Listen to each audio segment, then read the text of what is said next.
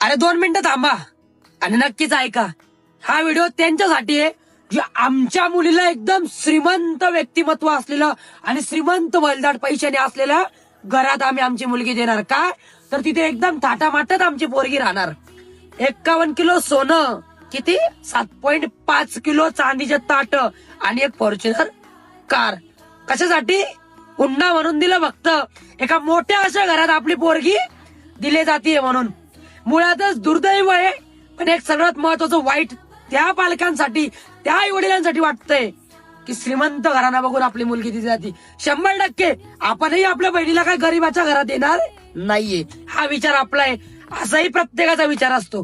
पण सर्वात महत्वाचं एक सांगणं आहे, अरे सोन्याच्या घरात राहून सोन्याच्या ताटातलं जेवण जेवढं सुखाचं नसतं ना, तेवढं एखाद्या गरीबाच्या घरातलं एखाद्या भाकरीचा तुकडा तेवढा सुखाचा असतो. अरे एवढा हुंडा त्या आई वडिलांनी दिल्यानंतरही पोरीला काय हुंड्यासाठी छळ केला गेला. शेवटी त्यांनी हे आयुष्य संपवलं.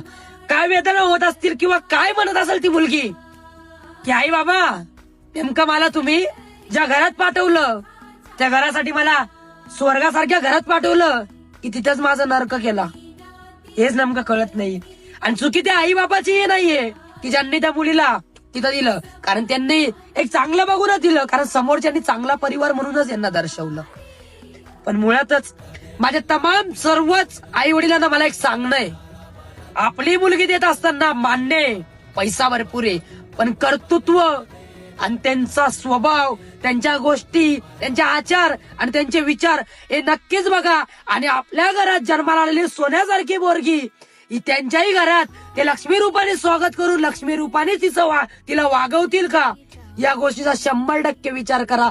आणि ही जनता जे का पैशाच्या मागे चालली आहे, त्यांना प्रत्येकाला या आजचं हे जिवंत उदाहरण आहे, हे मात्र लक्षात राहू द्या. त्यामुळे श्रीमंत घराण्यात बघून आपली मुलगी द्यायला जाताय ना, तर नक्कीच आपली लक्ष्मी ही त्यांच्या घरातही लक्ष्मी म्हणूनच राहील का, ते लक्ष्मी सारखाच दर्जा आपल्या मुलीला देतील का, याचा नक्कीच विचार करा. नक्कीच विचार करा. खराच आज त्या बापावर काय बितत असेल की आज त्यांची मुलगी लक्ष्मी सारखी मुलगी त्यांच्या जवळ नाहीये.